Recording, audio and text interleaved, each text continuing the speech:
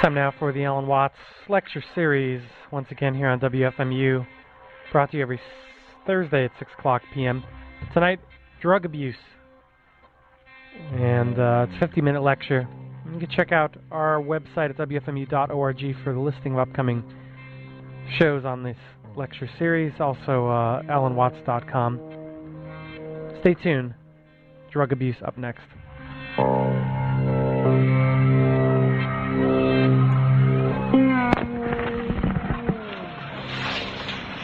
Well, as I was saying, what I had in mind was to talk to you about an overall view of the drug abuse problem. And you may wonder why I, as a philosopher, am in any position to talk to you about this at all. Well, I became interested in it back in 1958 because my field of study is the psychology of religion, and therefore of the different modalities of human consciousness. And I heard from various people working at UCLA on mescaline and LSD that these drugs appeared to produce states of consciousness very similar to what we call mystical experience or cosmic consciousness. And they asked me if I would be a guinea pig and come in and experiment with particularly LSD, also mescaline, and find out what happened and try also to give them as accurate a description of the effects of these chemicals as I could, which I proceeded to do. I have a certain kind of gift, which they call the gift of the gab.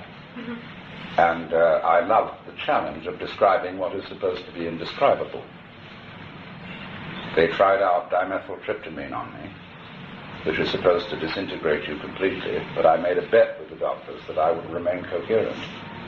And did. It was difficult. But that's how I got interested. And so then I began to explore the sociology of drugs. And the first thing I think we must be clear about is that the word drugs is very misleading.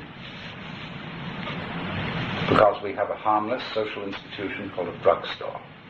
It sits on the corner of every city street. And nobody feels that a drugstore is a menace. Then we use the word drug in the word drugged when a person is out, dopey, vague, confused. And among those drugs or chemicals which do alter consciousness, there are vastly different substances with vastly different effects, ranging from caffeine, aspirin, alcohol, marijuana, LSD, mescaline, DMT, psilocybin, heroin, opium, so on. And we should treat each one of them separately instead of lumping them all together, because they're quite different. Now, to put the cat among the pigeons, and you may know this already, and I may be telling no news, but I want to make a provocative statement. The laws of the United States and the programs, government-sponsored, concerning the use of addictive drugs are a total failure. Not only a total failure, but they're making the problem worse. They are so stupid that anyone supporting those laws must be either a moron or involved in the racket. It's that bad. First of all, we all know that government agencies are self-serving institutions. Let's face it. A person in a government agency wants to keep a job. So we'll consider the Bureau of Narcotics. It is in the interest of that bureau that there be a drug problem, because if there weren't, the Bureau would have no reason for existence. And this is true of police matters on a much broader scale, because the drug problem is a subdivision of what we will call sumptuary laws. A sumptuary law is a confusion of church and state. It is a law against sin as distinct from crime. In my definition, although these definitions can always be disputed on, as it were, on the edges, a crime is an offense against society in which somebody is injured and is disposed to complain. A person who is robbed, assaulted,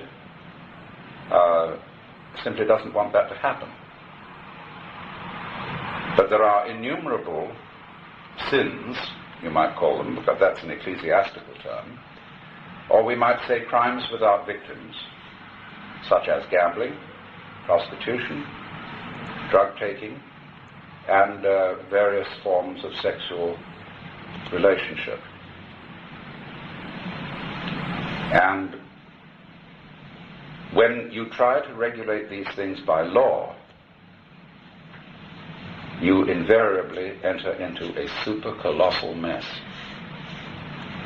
Not only is it that government agencies against these things, they will say narcotic squads, vice squads, so on, have a vested interest in their continuance, but also by prohibiting them, you will put up the price of engaging in them. Take heroin. The price of heroin, and bad heroin at that, is colossal. It needs $25 a day to maintain the habit. Therefore, this is one of the most thriving industries in the United States. I have been told that dollar-wise, heroin is the biggest import of the United States. I don't know if this is true.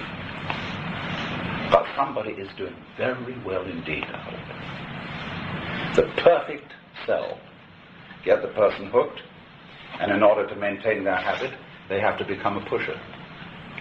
Sell it, or else a robber. And street crime, mugging, is directly related to the necessity of maintaining the heroin habit.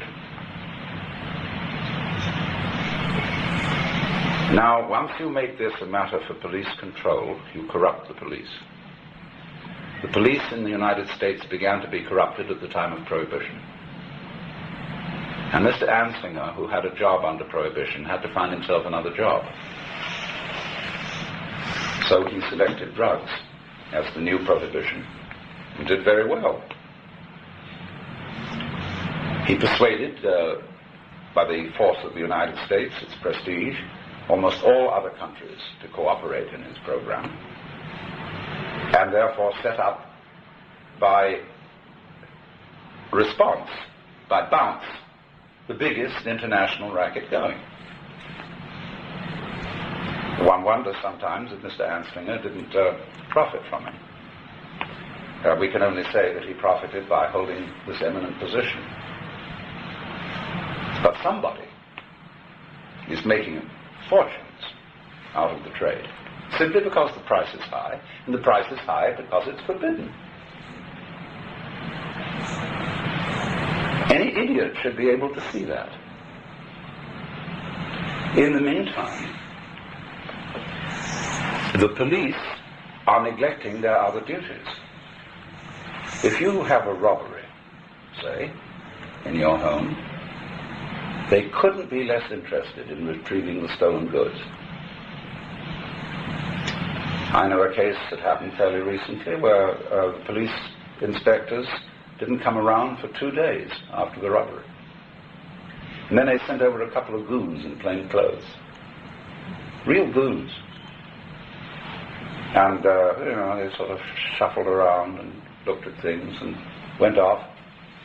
They don't give a damn.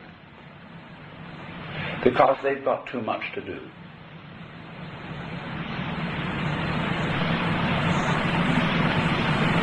And they're underpaid.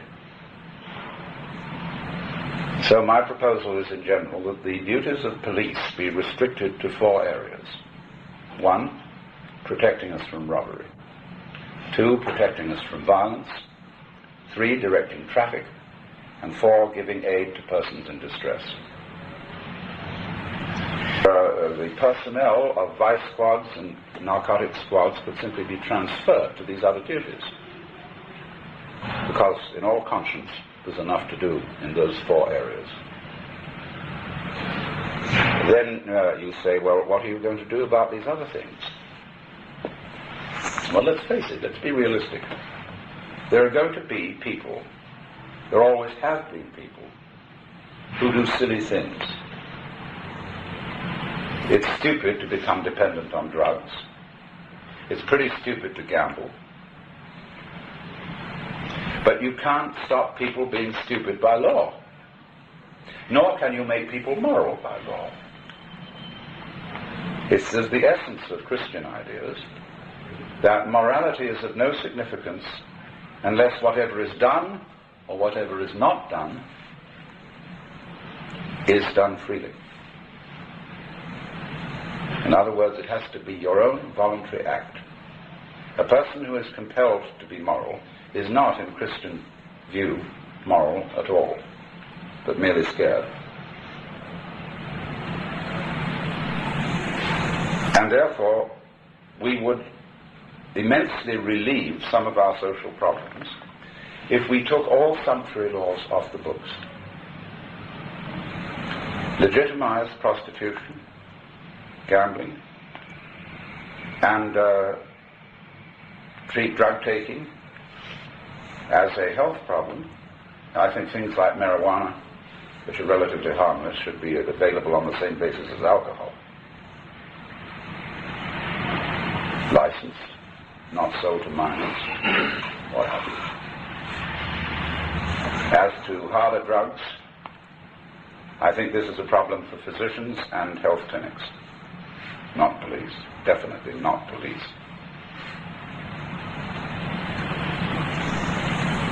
So, in that case, what would happen? There would be at least a temporary rise, perhaps, in the use of these things. But freedom necessarily involves risk. You cannot have a free country which is at the same time a nursery. Now here's the FDA about to prohibit the sale of vitamins above a certain strength except on prescription. What are they going to interfere with next? As an adult male who has a fair knowledge of these things, I feel insulted by the making of these recommendations into law. I feel grateful to the FDA if it confines itself to giving advice. But when laws are passed so that I can't buy what vitamins I want to buy without a doctor's prescription, I feel offended. I feel that my intellect and judgment are insulted. So I'm perfectly willing to read the books and find out what's dangerous and what isn't, or what somebody's opinion is about what's dangerous and what isn't. Because medicine is not an exact science by a long shot.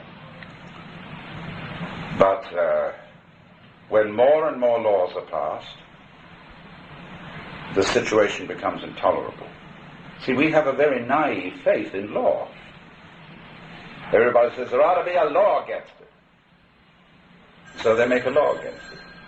That makes everything more complicated, because you can hardly move today without a lawyer to tell you what you may and may not do, especially in business, and especially in small business.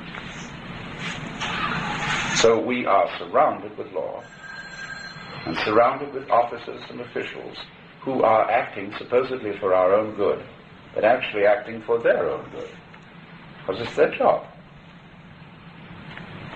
Now, if we took sumptuary laws off the books, we would empty the jails by at least a third of their population. The jails are jam full of people who ought not to be in jail at all, because they're in there for sin as distinct from crime. And they don't feel guilty, and therefore they resent being imprisoned. And the state of imprisonment merely confirms them in their hatred of society.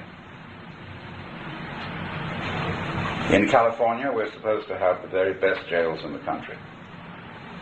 Places like Vacaville and San Quentin are supposed to be real far out. They are unbelievably dreadful, because they're a Kafkaesque situation with people in there on 1 to 10 year sentences. And you know we'll let you out if you show signs of improvement. And nobody knows what they're supposed to do. What is showing a sign of improvement? And will the probation officers consider that I'm merely showing signs of improvement as a pretense in order to get out, so that I can recommence the life of crime?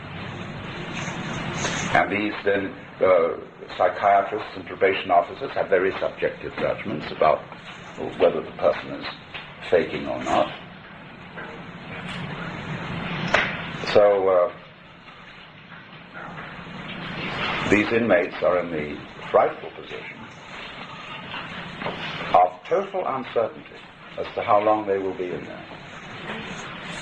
Don't forget, too, that in the United States, prison means a lot more than being out of harm's way so that you won't harm society. It means sexual deprivation. It means the lousiest diet imaginable. And it is, all penologists pretty much agree that our prisons are schools for crime and sodomy.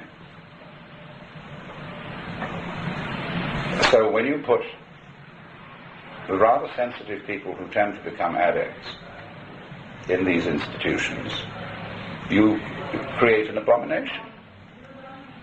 And there's no answer, and it merely increases the enemies of society.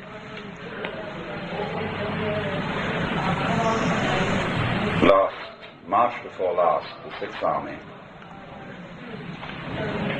sent its top brass to the Esalen Institute. Now, the Esalen Institute you may have heard of. It's what's called a Human Potential Center, or a Growth Center in California, where we study everything from religion to psychotherapy to group encounter to all kinds of things, sensory awareness training. And all the top brass came down there for 10 days to study what might be alternatives to drug turn-ons. The alternative turn-on. And while the public meetings were, as usual, talks involving an immense amount of memorandumese, there was a very sensible general there, General Tolleson. And in these conferences, you know, all the valuable work is done over the coffee table and not in the public meetings. So at great length, talking with him and with the chief psychiatrist, Colonel Livingston at Letterman's, they absolutely agreed that this could not be solved by police methods. But the public is in such a state of panic and has such a naive faith in the law and law enforcement that a congressman who tries to overturn the situation is terrified of losing his votes. The drug abuse problem is a problem not of those who abuse drugs, but of society at large. And society at large has to be educated to see that those who are addicts are in fact sick, they are not criminals, and we must look very carefully at the British way of handling the problem, on which there have been some articles recently in the New Yorker that are wonderfully well informed, showing that their problem is nothing compared to ours, although they still have a problem, but it is a minor.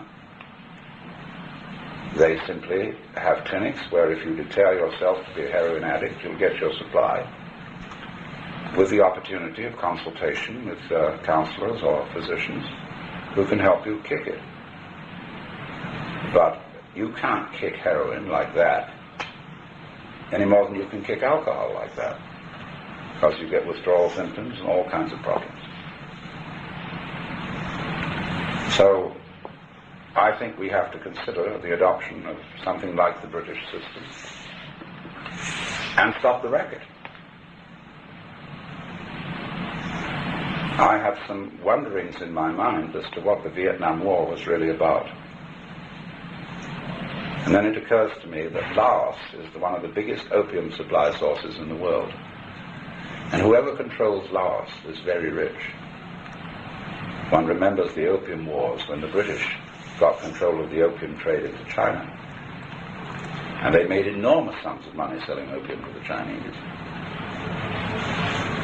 And there it's still sitting. A great prize for anyone who can capture it. Who gets it? So we have to be rather cynical about these things. And see and realize that various institutions do not exist for the good of the public, but for their own interests. And that when you prohibit something by law, you automatically sweep it under the carpet or drive it underground, where it festers and gets worse and worse and worse. Everything needs to be brought out into the open to have the sunlight on it.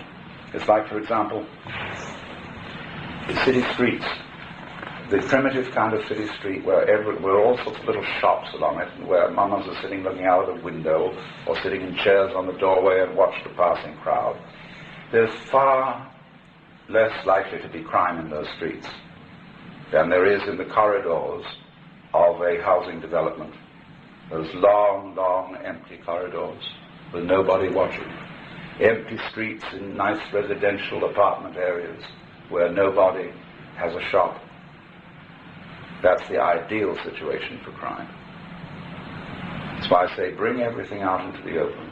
Let everybody watch. And then you automatically reduce crime.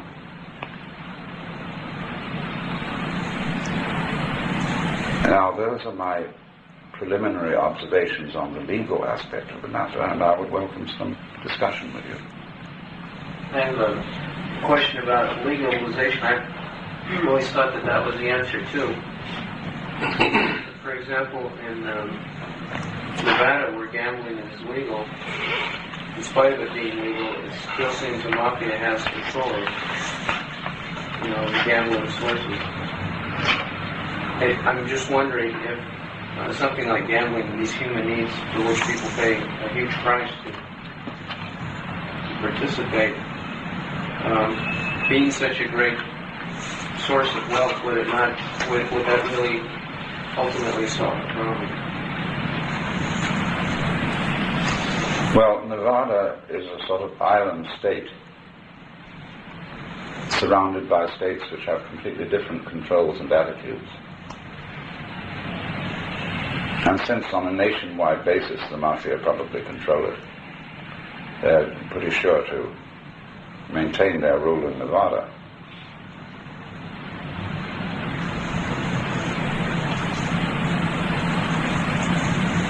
I think, too, the power of the breweries in Germany. They own almost every restaurant in Frankfurt, for example, one brewery or another, and get everyone started. The person doesn't sell their beer, they throw them out pretty soon. Well, of course, this is another problem that's really separate from it. It's the problem of the mega corporations, which are bought up by other corporations, which are finally owned by finance companies,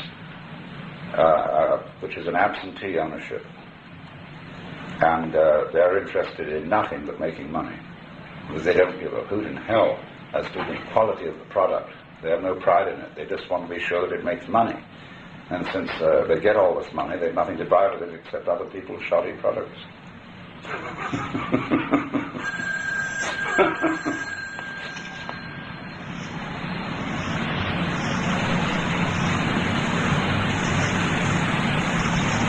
What do you think about the concept of punishment as a deterrent to, say, non-sumptuary crimes? Doesn't seem to work very well.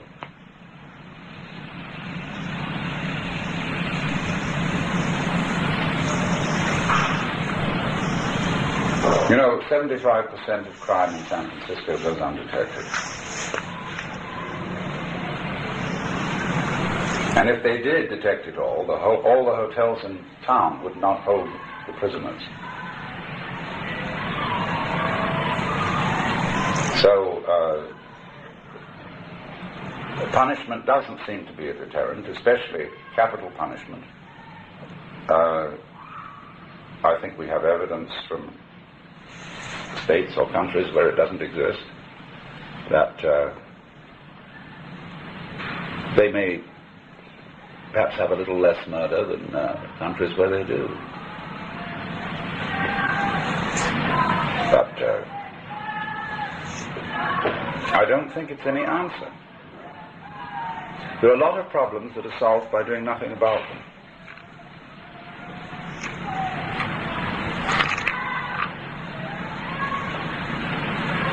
The idea of punishment find its source in, say, Judeo-Christian thinking, or is this something that's common to... Oh no, it's not confined to that tradition. Punishment is revenge. It's authorized revenge. And let's face it, that's what it is. Now, the Department of Corrections in California makes a great hullabaloo about rehabilitation. And so there are social service workers and chaplains and this, that, and the other in the jails. But it's so obviously, the fact of the matter is that it's punishment. And you cannot synthesize punishment and rehabilitation. It just doesn't work. We live in a society which has many self-contradictory institutions, like marriage, which is supposed to be based on romantic love, but is nevertheless a legal contract based on the old-fashioned arranged marriage. The two don't go together. So there's a mess.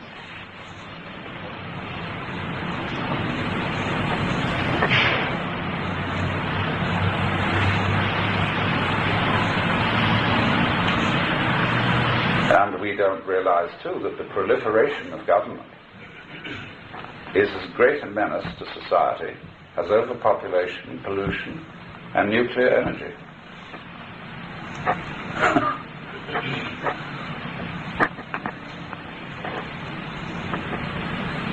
There's a book, it's a parable in the Bible somewhere, I think it's in the book of Proverbs.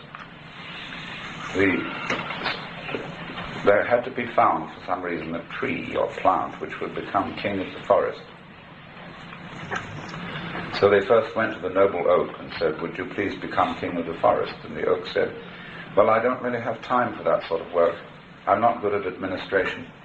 And my work is to produce this excellent and solid hardwood." So then they went to the pine, and the pine said, "Well, I don't think I'd be any good at that. My business is to produce this lovely perfume in the forest, and to also be useful for lumber."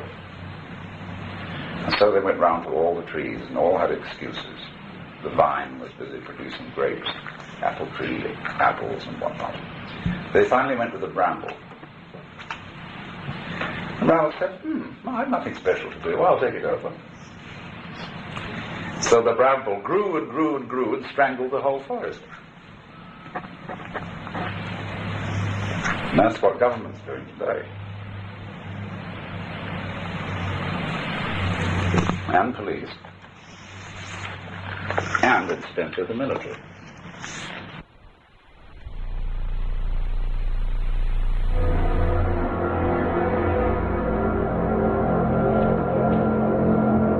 Stay tuned, we take a quick break, and we'll get to part 2 of tonight's lecture from Alan Watts, Drug Abuse. And you can write us for more information here at WFMU, care of Alan Watts, P.O. Box 2011, Jersey City, New Jersey 07303. Be back in a second. Joe Frank is at 7 o'clock tonight, folks. Stay tuned.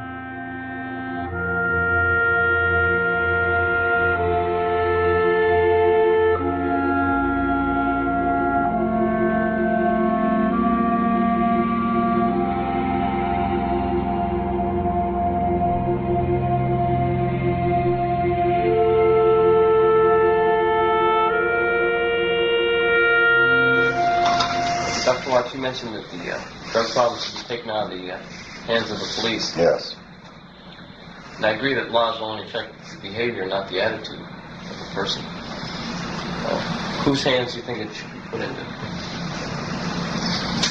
The hands of physicians. It's a health problem.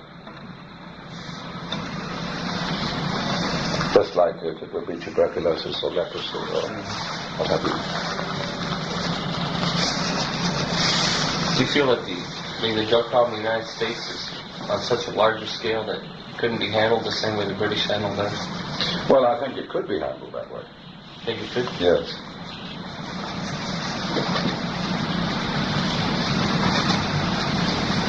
I mean, it would mean a bigger organization of clinics. Mm-hmm. But I think that's the way to go about it.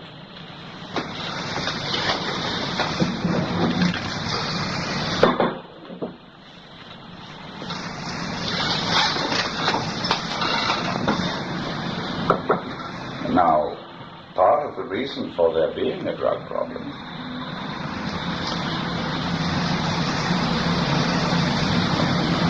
is a failure of religion.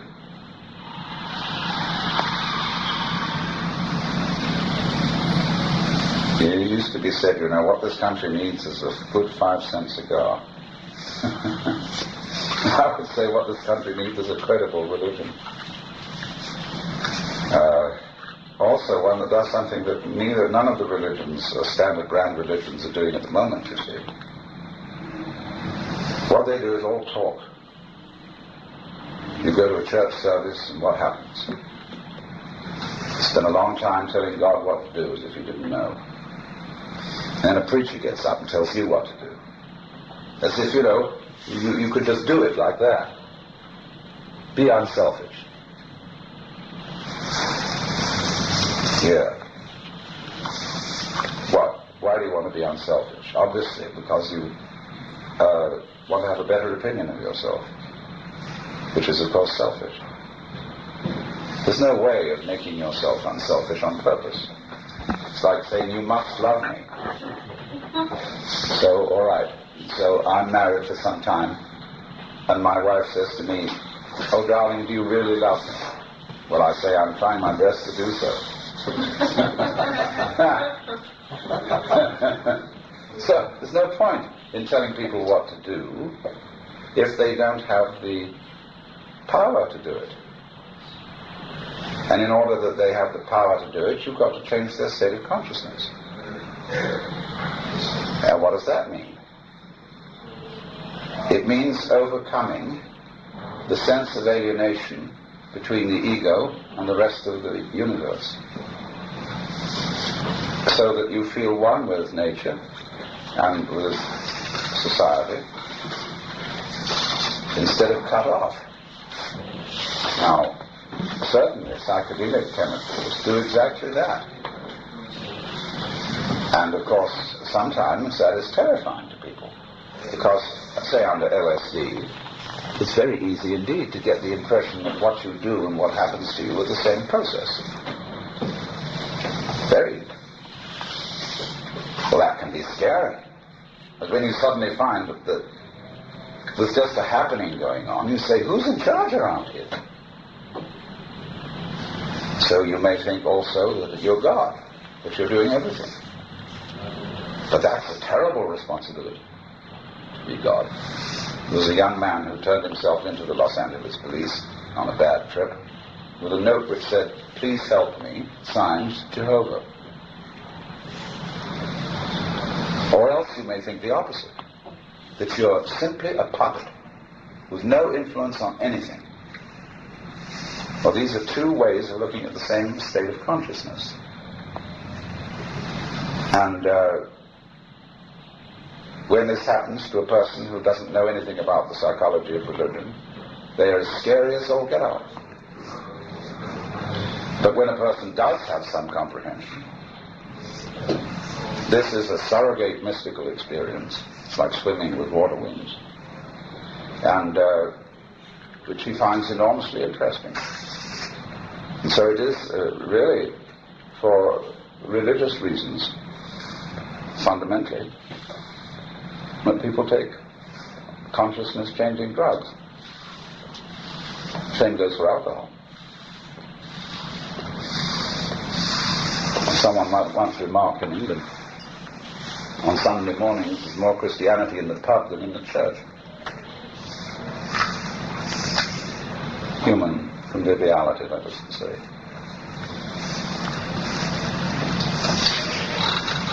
So there are so many different angles to work on this, but the chaplains will never help in the problem so long as they're just moralizers. Our religion has to do something far more effective than moralizing.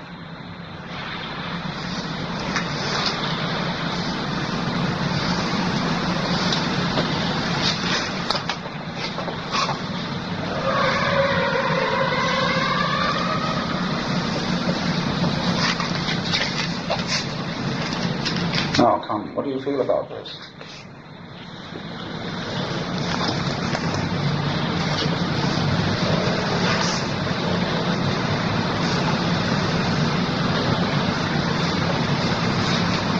About the chaplain? All right, about the chaplains.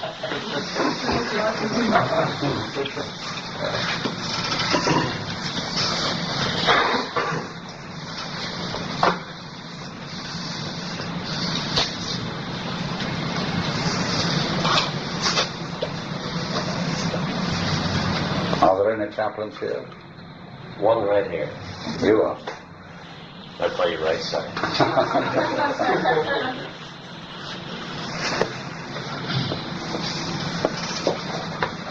So the country needs a credible religion. Is that possible? I don't know why not. It wouldn't have to be organized necessarily, but the country is in fact trying to work one out. Dr. Watts, doesn't the country have a credible religion? No, I don't think so. I don't know what it would be.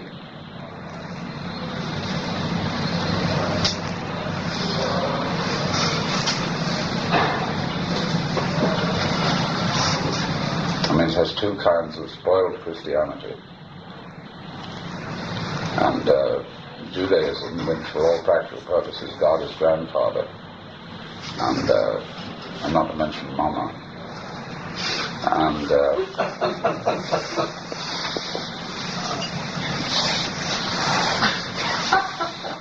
I mean, I'm not talking about Hasidic mystics and fascinating people of that kind. That doesn't affect the country at large at all.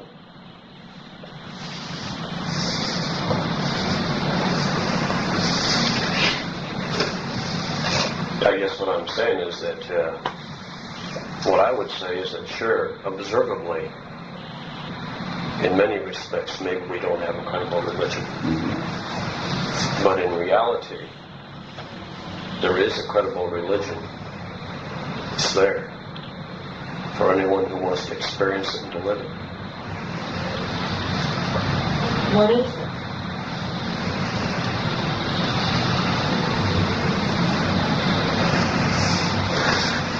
Christianity.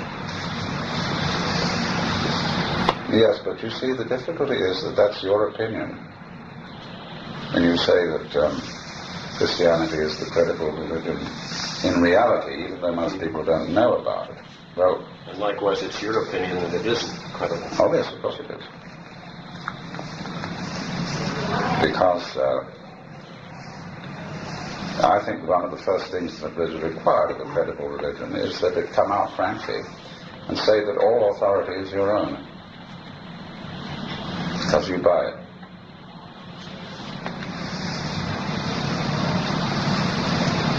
In other words, if you believe the Bible to be true and set it up as authority, well, you did it. That was your opinion. Or if, on the other hand, like Roman Catholics say, well, Protestants believe their own ideas about the Bible, but we interpret the Bible by the authority of the Church. Right, so it just puts the problem one step back. So you bought the authority of the Church. So long as you have an authoritarian system, you're always deceiving yourself. If God is authoritarian, then we are deceiving ourselves. Well, you see, if you believe that God is authoritarian in the sense of the monarch of the universe, I don't see how you can be a loyal citizen of the Republic of the United States. You believe that the Republic is the best form of government. Why is that? Because if the universe is a monarchy, obviously monarchy is the best form of government. See, that's the root of social strife in the United States today. Which I wouldn't really disagree with. It depends on who the monarch is. Yes, of course it does. But we have a republic. That means democracy in the kingdom of heaven.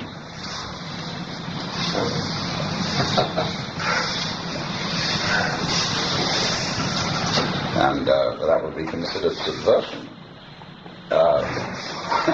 Those who believe that the universe is a monarchy. See, this is the problem Jesus ran into. He had cosmic consciousness. He knew he was one with God. How on earth was he to say that in the context of Hebrew religion, which adopted its picture of God, which is incidentally idolatrous, from the pharaohs of Egypt to the Cyrus's of Persia? The biblical God is a Near Eastern monarch of ancient days. King of Kings and Lord of Lords is the title of the Persian emperor.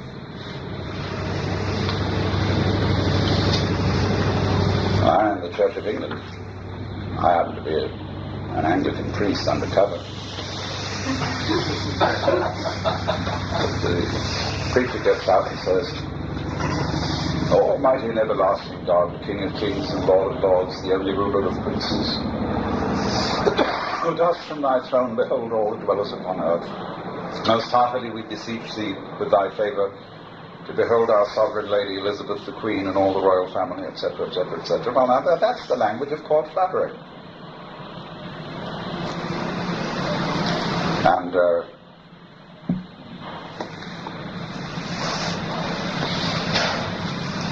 I mean, although the President of the United States is fast becoming a sort of royal figure, we are supposed to have a republic.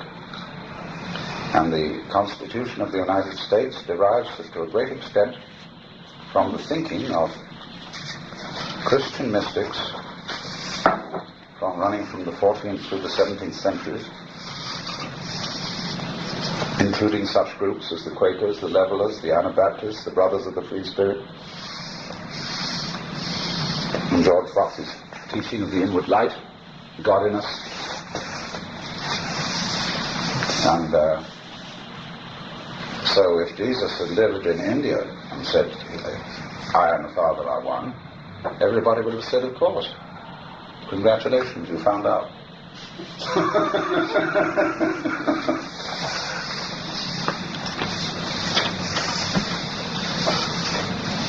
So,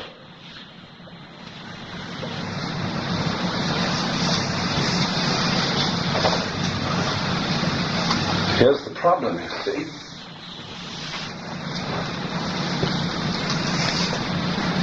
Christianity made a mistake by claiming to be the only true religion, or at least the best religion, or top religion.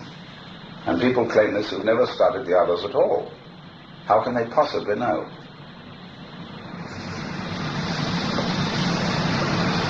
And it would become a far more credible religion if it would admit to being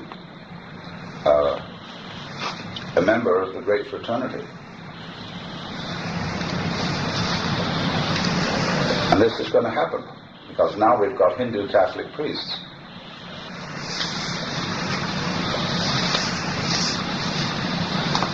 And a very interesting group of people they are.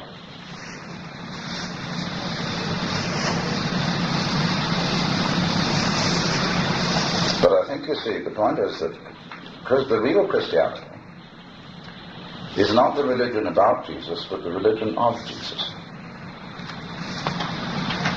And that the gospel is not a lot of talk about Jesus, but catching on to the experience of Jesus, his own inner consciousness. St. Paul puts it in this way: let this mind be in you, or let this state of consciousness be in you, which was also in Christ Jesus, who, being in the form of God, thought not identity with God a thing to be grasped, but humbled himself and made himself of no reputation, and was found in fashion as a man, and became obedient to death. See, so he's always trying to say, be in the same state of consciousness as Christ. I am crucified with Christ, nevertheless I live, but not I, but Christ lives in me. He becomes alter Christus, another Christ. And that means an alteration in one's state of consciousness. So it shall no longer this miserable little ego, but an incarnation of God.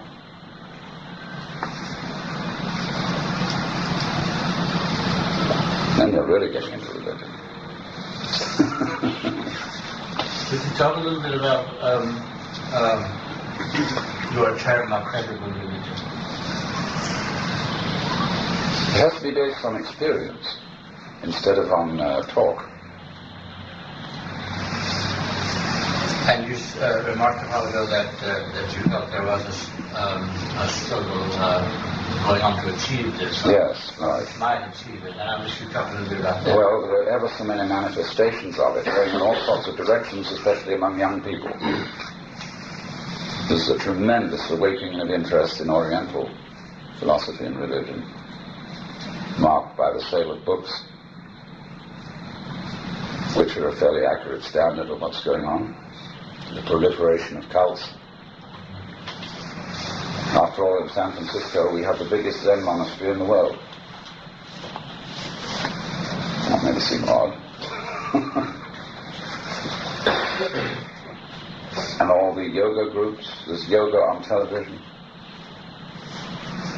There are courses at Harvard University, University of California on meditation. Transcendental meditation, as it's called, has been taken up by millions of people. You can get credit for Kundalini Yoga at UCLA. And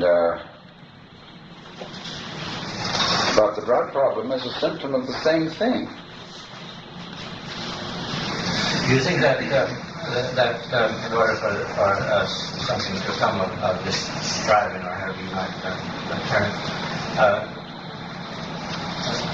it, do you think it's because the need is becoming so great? Yes. And it's only really out of a great need that such a thing could possibly be done. Right. The need is becoming very great. Because after all, a young person who's been at least a bit thoughtful or sensitive today sees no future. Look at all the pile-up of problems, any one of which taken alone would be appalling. But there's population, famine, the bomb, pollution, destruction of the environment, deterioration of products. You know, we were practically eating plastic. Wonder Bread is undoubtedly plastic.